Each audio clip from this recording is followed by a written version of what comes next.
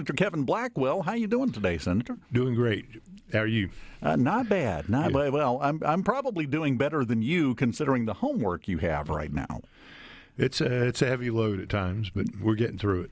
Go over to Super Talk TV because I want you to see this, because Senator Blackwell, chairperson of the Senate Medicaid Committee, the chairperson has brought the medical marijuana bill with him, printed out. Hold that up for the camera. That's about a ream of paper. About a half ream. That's a lot. You've read it all, haven't you? I can recite it by memory. I'll bet at this point. Now, a lot of different things to talk about with this, but one thing right off the top, because a lot of people have had this question, this started out just a couple of days ago. It was still about 140-something pages. Now it's, what, 270? It's currently 277, and we still have to add more to it. But it's really, as far as the content of the bill itself, is about 100 pages.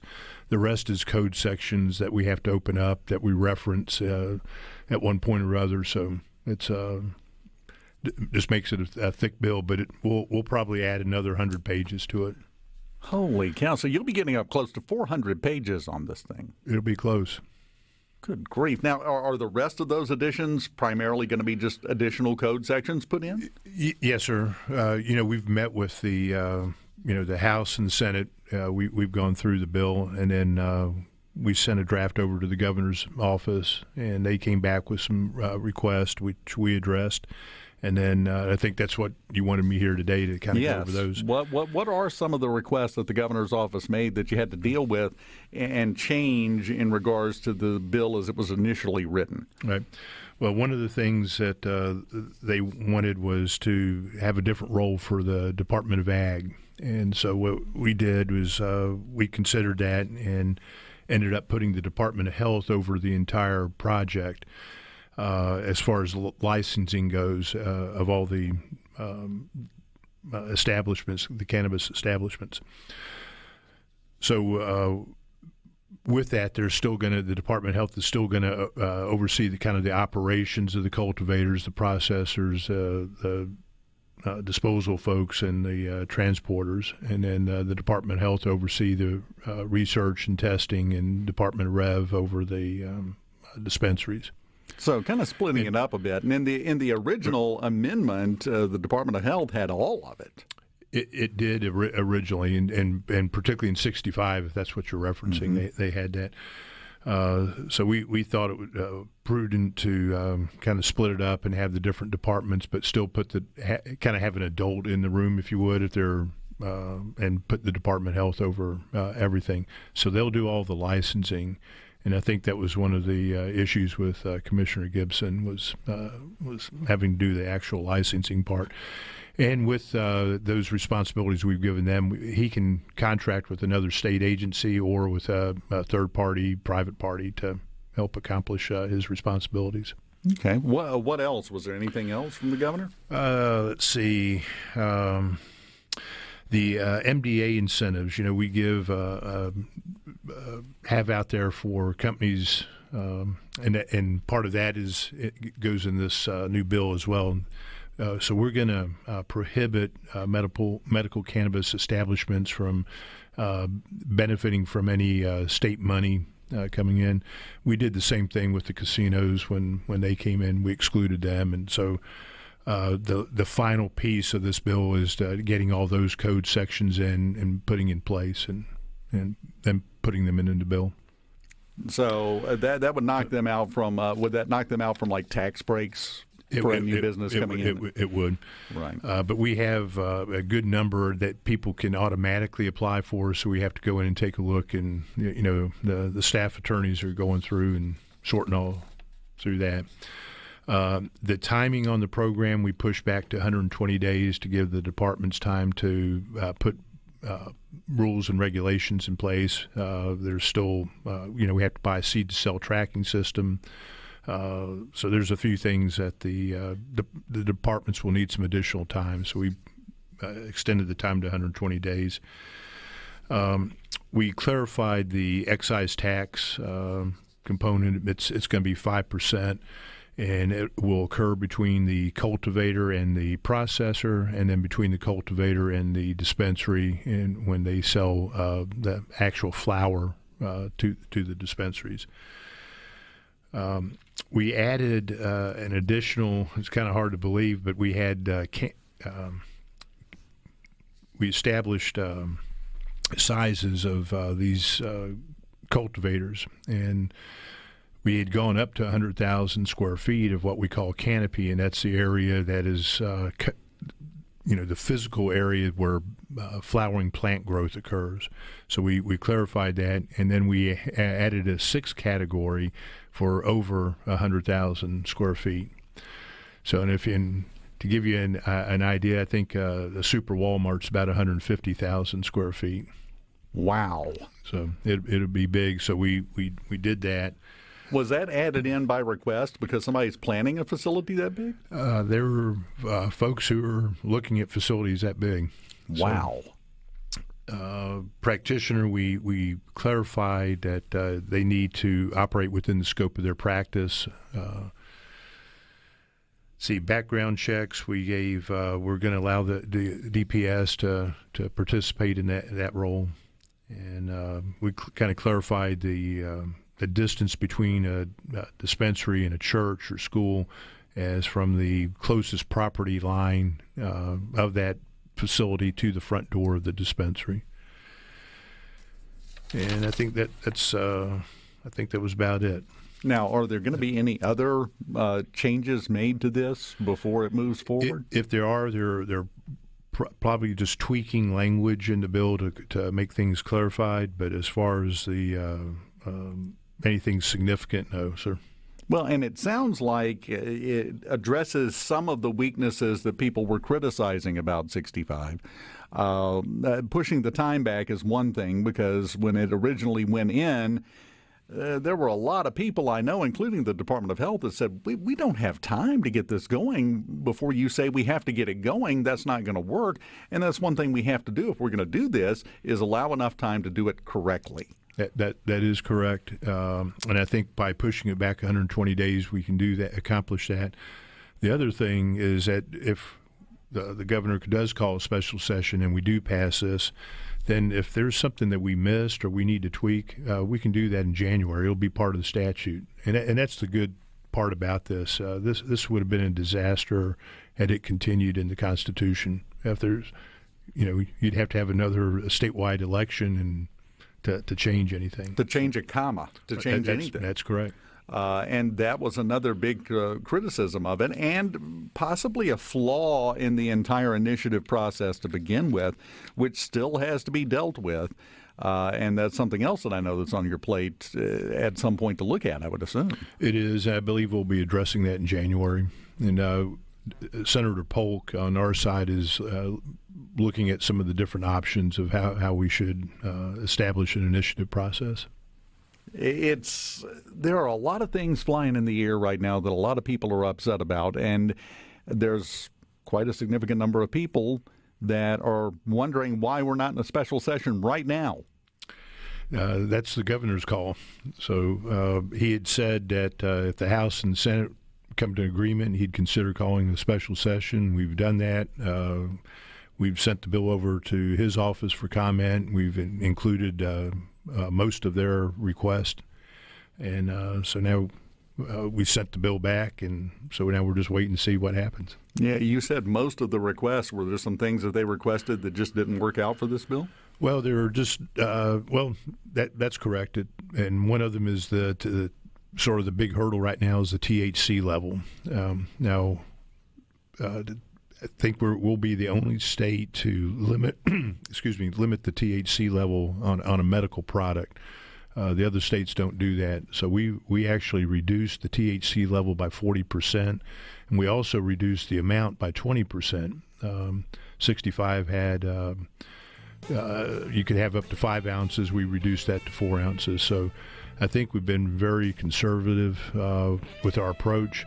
And there's kind of a balance. If you go too far, then we're opening we might as well not have a program because you're allowing the black market to come back in, and that's one of the components about having this in place is hopefully eliminating the black market. Senator Kevin Blackwell joining us here in the studio. We're talking about the medical marijuana bill, which, have you weighed that thing yet? How much does that weigh? I would guess maybe 3 pounds. It's probably a good estimate. It's thick. It is thick.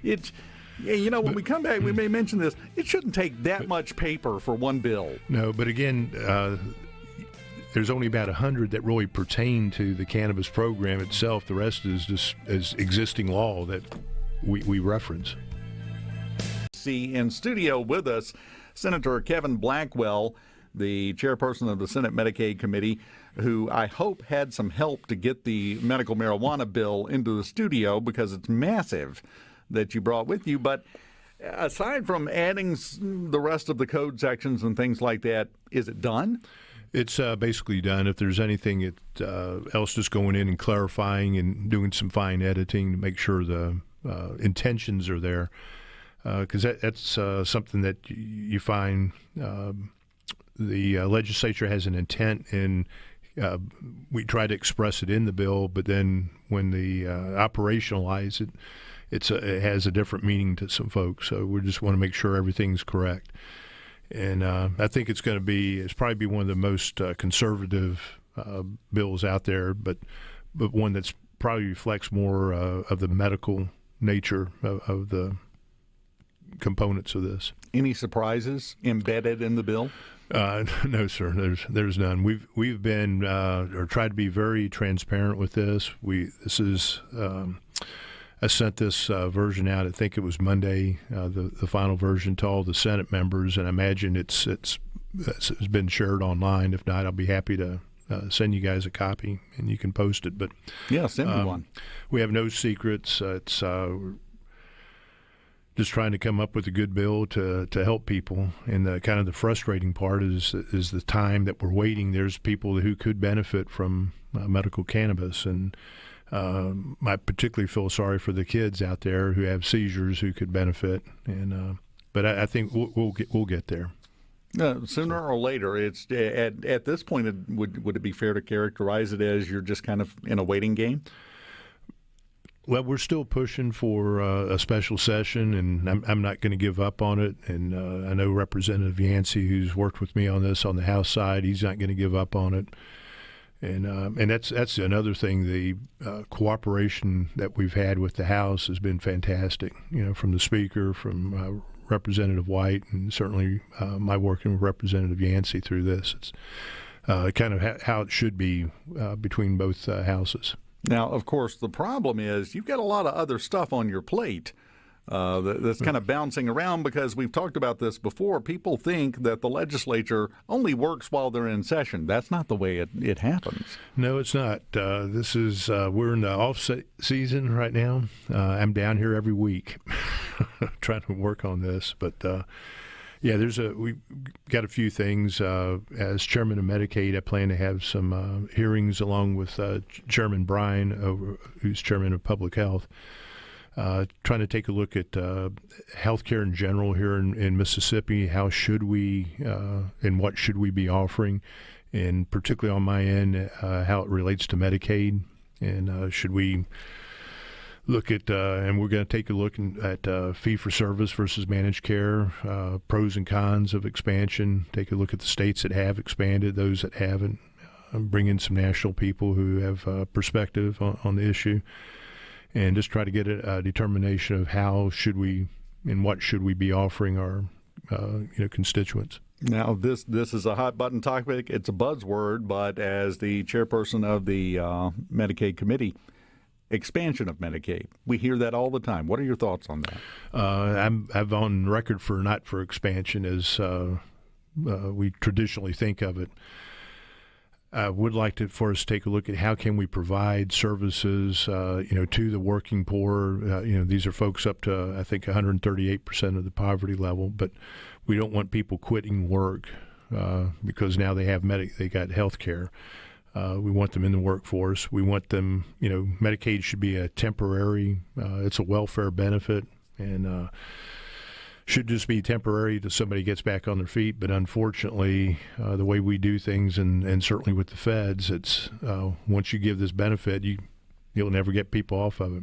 And there's anticipating we might have an additional anywhere from 200 to 300,000 people put back on the rolls, and that's going to be coming with a heavy cost. Eventually, this free money is going to run out. Well, that was the point I was going to bring up, because everybody talks about it, and when they try to justify Medicaid expansion as a concept, they point to federal matching dollars and federal money coming in. That's not a bottomless bucket of dollar bills that you can pull from. Sooner or later, the bill will come to you for us, won't it? Sooner or later, it will come to us, and the feds will have their handcuffs on us, where we'll have to, cut something somewhere else so we can continue with the Medicaid program.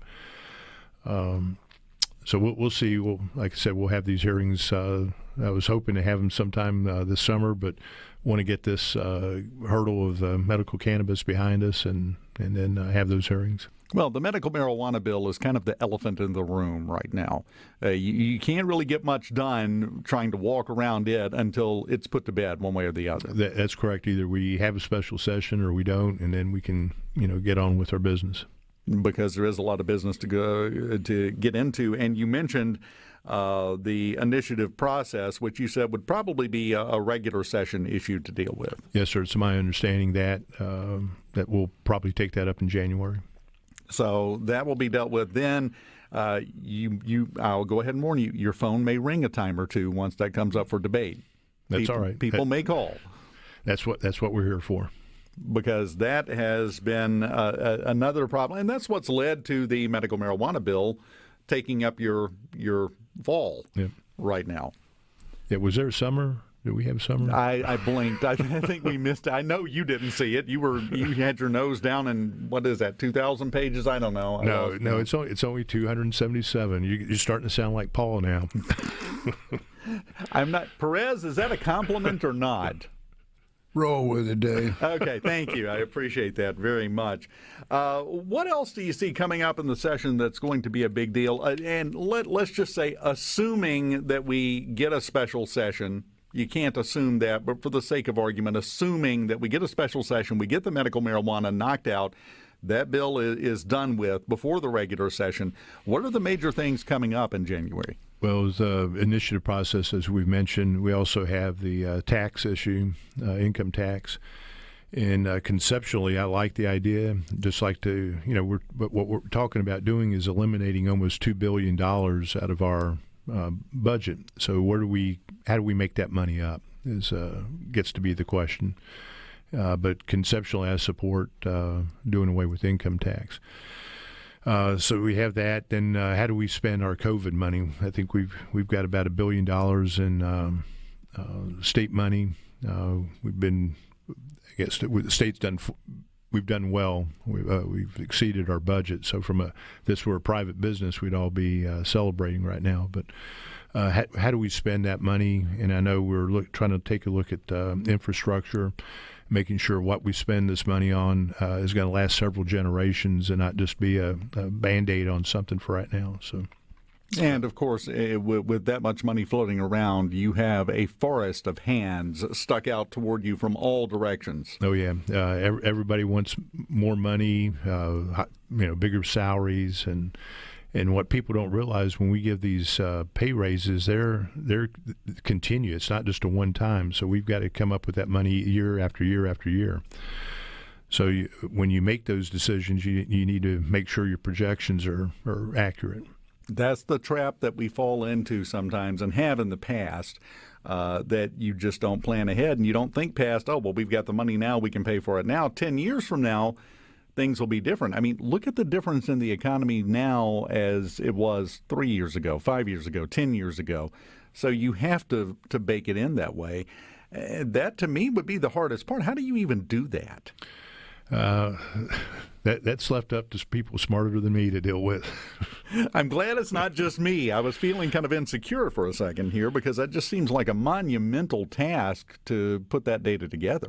Yeah, well, we have staff that work on that. We have different agencies that work on that information, and then it gets presented to the legislature, and then hopefully we ask the right questions and make sure that the direction we're moving in is going to sustain us.